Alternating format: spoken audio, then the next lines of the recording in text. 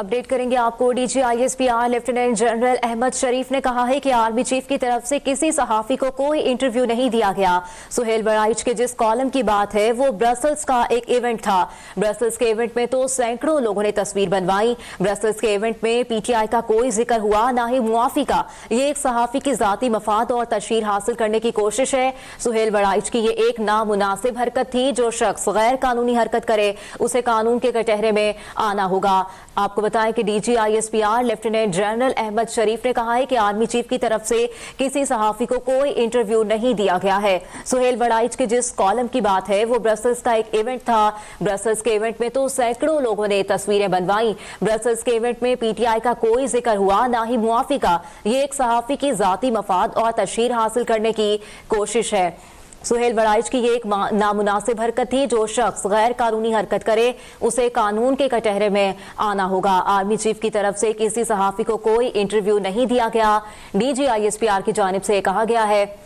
مزید انہوں نے کہا کہ سہیل بڑائچ کے جس کالم کی بات ہے وہ برسلز کا ایک ایونٹ تھا۔ برسلز کے ایونٹ میں تو سینکڑوں لوگوں نے تصویر بنوائی۔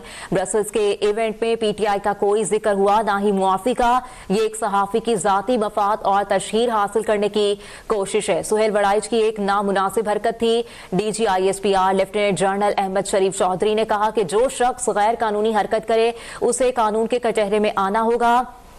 آپ کو بتائیں کہ D G I S P R lieutenant general Ahmed Sharif Chaudhry کی جانب سے یہ بیان سامنے آیا ہے۔ انہوں نے کہا ہے کہ آرمی چیف کی طرف سے کسی صحافی کو کوئی انٹرویو نہیں دیا گیا ہے۔ سہیل بڑائچ کے جس کالم کی بات ہے وہ برسلز کا ایک ایونٹ تھا۔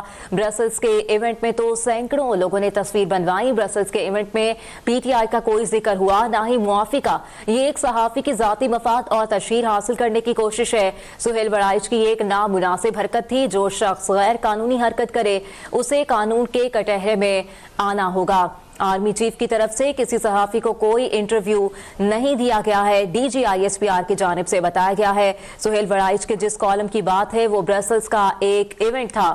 برسلز کے ایونٹ میں تو سینکڑوں لوگوں نے تصویر بنوائی۔ برسلز کے ایونٹ میں پی ٹی آئی کا کوئی ذکر ہوا اور نہ ہی معافی کا۔ ایک صحافی کی ذاتی مفاد اور تشہیر حاصل کرنے کی کوشش ہے۔ مزید D G I S P R نے کہا کہ سہیل بڑائچ کی یہ ایک نامناسب حرکت تھی اور جو شخص غیر قانونی حرکت کرے اسے قانون کے کٹہرے میں آنا ہوگا۔ ابھی سبسکرائب کریں تاکہ کوئی خبر رہ نہ جائے۔